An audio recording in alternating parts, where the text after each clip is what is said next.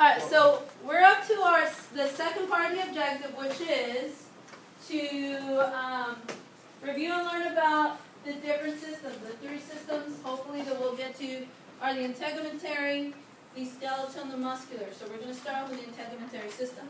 So our essential question for this is, why is the integumentary system important to the body, and what would happen if this system fails? So that is supposed to be up at the top. So write your question up at the top, page 108. So we're on page 109. You're writing a question right here at the top. You should already have your little person. And this was the easiest one to do because there's really nothing to draw too much.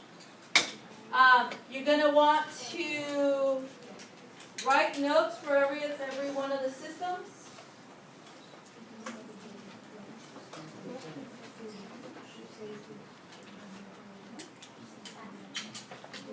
And then I did them on this, so mine are going to be a little bit different. Alright, so for the integumentary system,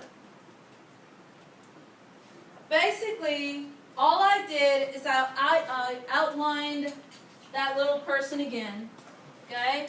Because technically the integumentary system is really just your skin. Okay? So this was pretty simple. It's pretty much your skin. You want to know the function. So when you're writing your notes, you're writing the function and you're writing the organs, and then anything that you think that you need to add to that in order to answer your essential question. So the function of the integumentary system is to basically just protect the body and prevent water loss. In order for us to survive, we have to have a good amount of water in our system.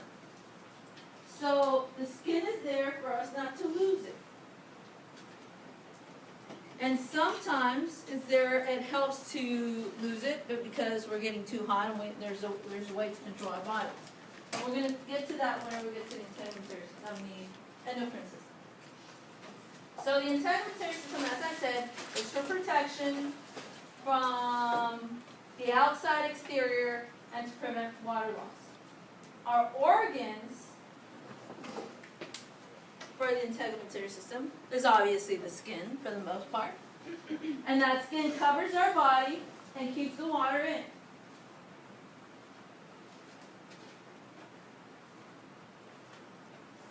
There are other things that are part of our skin, such as hair, sweat glands, oil glands. All those different things that are on our skin or in our skin are part of the integumentary system, and they are there to protect us from the exterior. So if we think of the hair, it protects us from climate, hot or cold. Okay? I'm sure you've seen people that are bald and end up having like really red heads because they're getting sunburned, right? So the hair is there to protect you from the sun, also to protect you from the cold. And foreign materials, or foreign particles. Anything that shouldn't go into your body, your hair is there to protect you.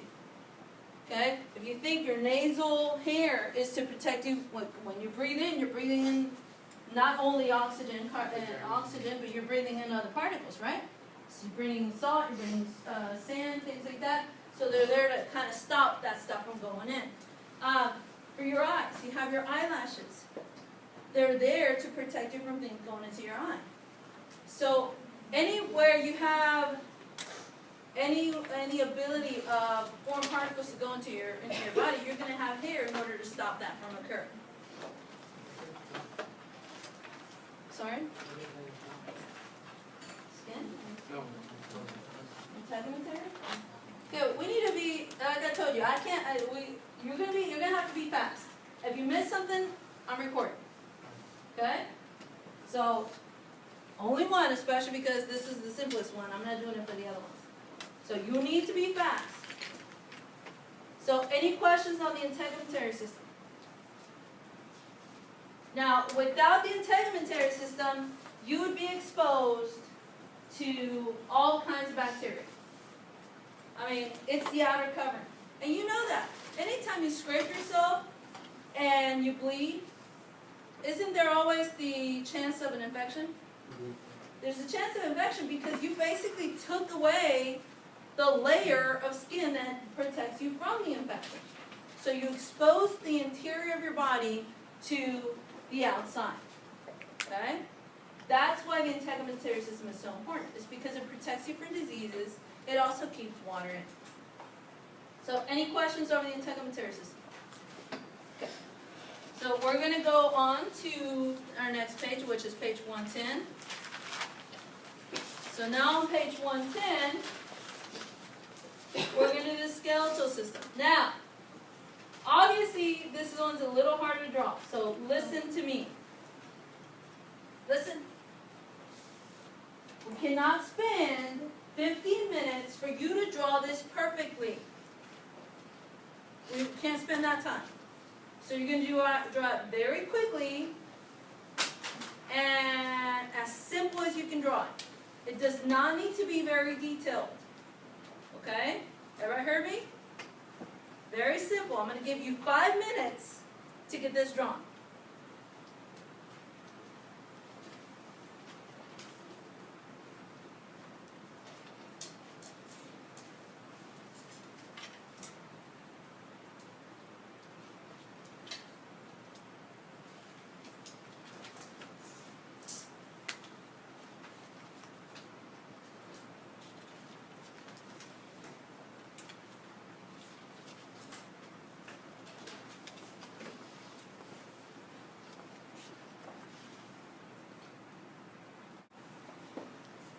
Alright, so looking at skeletal, so it's the same essential question. Why is the skeletal system important to the body and what could happen if the system fails?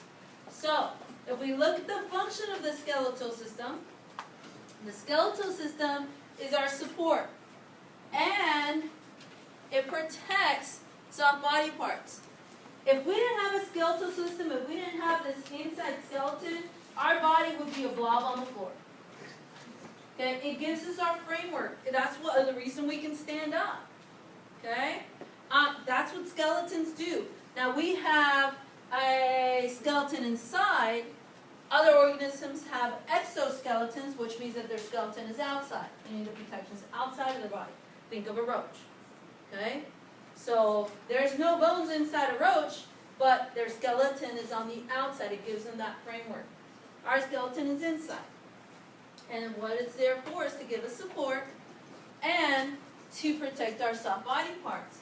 If you look here, there's a lot of bones right here, right? You have your spinal cord in the back, then you have all this rib area. What's there that's important? Organs. Heart and lungs. Without those, could you survive? No. Okay? Think of the skull. What's in there? Can you survive without it? And there's a lot of bones there. So you're going to see that you have a lot of bones in areas that need to be very well protected. Okay? Now, if we look at down here, so these are our long bones, our arm bones and so on. This is an extra thing that our skeletal system does, but specifically only our long bones. So basically only these longer bones. Inside of those bones, you have an area that is called the bone marrow. The middle of that bone is bone marrow. That bone marrow is important to us because that's what makes our red blood cells. So your red blood cells are basically made inside your long bones. Okay? Now, when that doesn't work, because people have different issues. Example, leukemia. Okay, leukemia is basically bone. It's cancer in which the red blood cells are either not working, or they're not being made, or they're being made but they're being made incorrectly. A red blood cell is supposed to be kind of like a circle, like a disc, and it carries hemoglobin and it carries iron and it carries oxygen and so on. Well, when it's not in the shape of a disc, and it's in the shape of like a half moon, they call that sickle cell anemia. People that have that can't carry a lot of oxygen. So if you don't carry oxygen, can you survive well? No, right? So one of the things that people do, or that scientists, that doctors do nowadays, or they can now, is you get something called a bone marrow transplant. Have y'all heard about that? Okay. And basically what it is they go in and they go to a healthy person that wants to donate bone marrow. And they go in and they extract some of this bone marrow out of their bodies and inject it into someone that has the disease. Okay? So basically they take this big syringe that is basically it has to be pretty hard because it has to go into the bone. They go into the bone, so they stick it in the person that's going to donate, and they suck out a bunch of bone marrow to be able to implant it or put it into a person who has a disease. Yes? Yes, obviously, they put you to sleep. Yes, it would hurt. Yes. They do. They take it out of the hip bone, for the most part, because it's just easier to get at. Because this bone is a little thinner than those long bones are. Yes? Would it hurt? Like, would it affect you? If they take out bone marrow? No, because you'll replenish it. You'll make it again. Okay. So, that's another function of the skeletal system, is to basically provide us with our red blood cells. Okay? Question? So the blood just keep donating after They can. It's just like donating blood. You can only donate every so often. And it's very painful, so it's not something that people do a lot. Like, when you go donate blood, you can donate blood every 2-3 months. And you just go in, they take it out, and you're done, and you're fine. That's an actual procedure you have to go to. So it's not something that people would do very often. The way people end up donating blood is you register to donate, and then if somebody ends up needing your blood type and your type of bone marrow, then they contact you and say, would you like to donate? So it's not something that comes up and you do like once a year or anything like that. Alright, now, obviously the organs of the skeletal system are the bones. There are 3 major types. Your flat bones, which are your bones that are in your skull, so those are for protection for the most part. Irregular bones, those are like your spine. Once again, those are for protection. So flat bones and irregular bones are basically, their function is to protect. Your long bones, such as your legs and your arms, which are the ones that make red blood cells for the most part, those are basically for framework. So your 2 major things that your skeletal system does is protection, which tend to be your flat bones and your regular bones, and framework or support, which tend to be your long bones. Okay? Speaking of bones, what? Oh. So, any questions over the skeletal system? Yes? So how, like, why would the spine be irregular if it kind of, Well, it is for framework, but it's really there to protect your spinal cord. Your spinal cord is very important, obviously, because it's what's sending all your signals from your body to your brain. It's the main thing to your brain, right? If the spinal cord is severed or hurt in any way, there's no way that your body can fix it.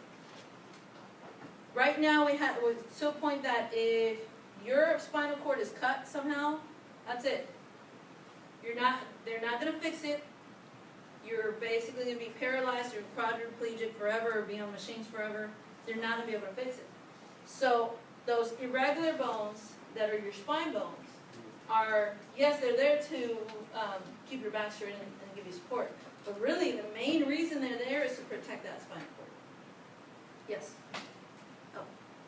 Any other questions? Okay, so we're gonna continue, but I'm gonna stop right here.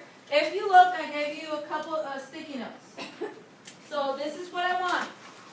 I gave you 2. This first one is gonna be, you're gonna cut it in half like we've done it before, and you're gonna do 1/2 for the integumentary system and the other half for the skeletal system. And this is what I want you to write. You with your table partner are going to discuss, for the integumentary system, What 1 to 2 words are the key words for the function of the integumentary system? Okay? So I want you to write key words. Because whenever you're taking a test, you're going to look for key words, right? You're not going to memorize all these words. That's crazy. So what are the key words that you should remember about the integumentary system? So 1 to 2 words that help you remember the function, and then 1 or 2 words, and we're going to do this for every single system. So 1 or 2 words that help you remember the function, and 1 or 2 major organs. Okay? So on each one, you're going to put 1 or 2 words that help you remember the function, and 1 or 2 major organs. Talk to your partner and come up with those words. I'm going to give you about 2 minutes before we move on. Okay, so let's talk about integumentary first. Ivan, what were your 2 words to help you remember an integumentary system? Protect, I'm sorry? Protect and cover, okay? Alfredo, what are your 2 words for the integumentary system? For integumentary, yes. Okay, we're going to come back to you. Yes? Protection and exterior. Protection and exterior, good. What about you, Ann, for integumentary? Protect and cover. Protect and cover. Okay, and then that one only had 1 major organ, which is skin. Okay, so now let's think of the skeletal system. Tristan, what are your 2 words for, or 1 or 2 words for skeletal? Bones and For the function? like sports. Okay, supports. All right. Jesus? Support and protect. Support and protect. Alfredo? For skeletal now? Support and protection. Support and protection. So for the most part, anytime you see the word support or protection, would you maybe think skeletal system? Okay. All right. Major organs, obviously, bones. Okay. So now we're moving on to the muscular system. So the muscular system is now on page 111. So hopefully you're on the right page that I am. Same thing. Our essential question for the muscular system is, why is the muscular system important to the body, and what can happen if the system fails? So I'm going to give you, this one should be very quick to draw, because it's really just everywhere in your body. But I do want you to make sure that you pay attention to leaving some white areas, because some of those white areas are tendons. Okay? Now, if you already went through and just colored the entire thing, makes some areas a little darker, because you have to have some of these whiter areas left like that, because those are tendons. They're in pencils to show the Okay, and that's fine. Yeah. So, go through and draw those very quickly. I'm going to give you, like I said, 2 minutes. This one should be fairly simple. It's not a hard one to draw.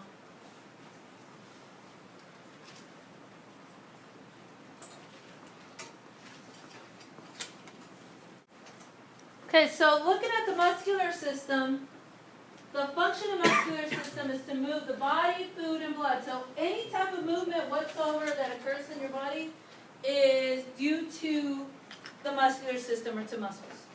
Anything. Anything that moves in your body is due to muscles. Okay? Be it food, blood, or your specific body. Now, there are 2 major organs, if you look, which are your muscles and your tendons. Your muscles is anything in pink or red that I drew. Okay? Your tendons are these white areas that are there, and they're important too. So, looking at the specific organs,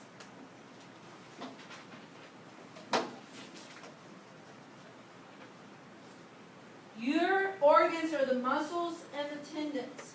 Now, if we look at just muscles, there are actually 3 types of muscles. There's cardiac muscles, which are muscles that are found, or that make up your heart. Okay? So your cardiac muscle is your heart muscle. And that one's actually very different from what we think about muscles. Your smooth muscles. Your smooth muscles are the muscles that are found in your stomach and your intestines. Once again, very different from what we think about muscles. And then your skeletal, which are the muscles that you tend to think about, are your muscles that are attached to the skeleton, and those muscles are attached to the skeleton by tendons. That's why tendons are part of the muscular system, because without those tendons, those muscles would not be able to attach to the skeleton and move you around. Now, you might want to add this in here. Some of these muscles are voluntary, and some of these muscles are involuntary. What does voluntary mean? What does volunteer mean? Okay, then you do it, right? If you volunteer, you decide to do it. It's your decision to volunteer, correct? Nobody can make you volunteer. Sister. Okay? But you have to choose to do it, right? Your skeletal system moves your skeleton. If I want to lift my arm, do I have to think about lifting my arm? Right? Doesn't my brain tell my arm lift? I think about it. Voluntary muscles are those muscles that you can control, that you are able to control.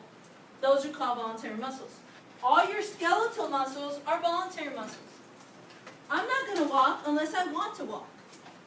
I'm not going to lift my hand unless I lift my hand. So basically, my skeleton is not going to move if I don't want it to move. Okay? So those are considered voluntary muscles because I control those. There are involuntary muscles, which are your cardiac muscles and your smooth muscles. You can't control those. You can't tell your heart to beat or stop beating. You can't tell your stomach to digest or not digest. Those are involuntary. Those occur regardless of you wanting it or not. Okay? So these two you don't control, so these are called involuntary. These are called voluntary. Now, these are very different because of the fact that they're involuntary. Specifically the cardiac muscle. Cardiac muscle is made out of cardiac cells. And all muscles basically contract and relax. For the most part, they contract and relax when the brain tells them to, right? Cardiac muscles don't contract and relax because the brain tells them to.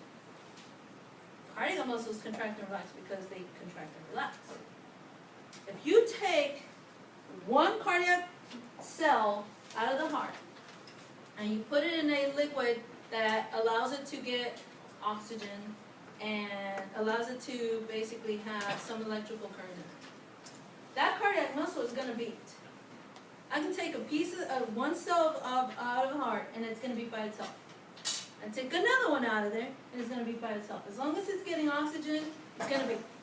So this is that's how involuntary that is. It doesn't even need your brain to do it.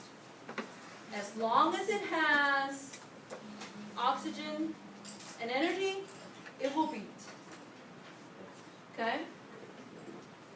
Obviously, there's issues and people die because it stops beating, but that has to do with signals and different things like that. So, any questions over the muscular system? And we have time for numbers. Awesome. Okay. So, our next one is on page 112, and it's a nervous system.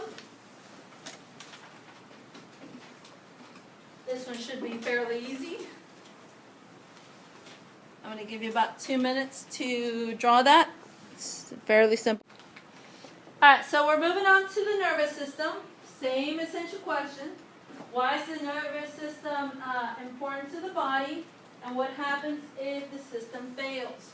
So the function of the nervous system is to control mental and bodily functions. So basically, it is what controls everything that goes on in your body and everything that goes on in your mind. So you're thinking.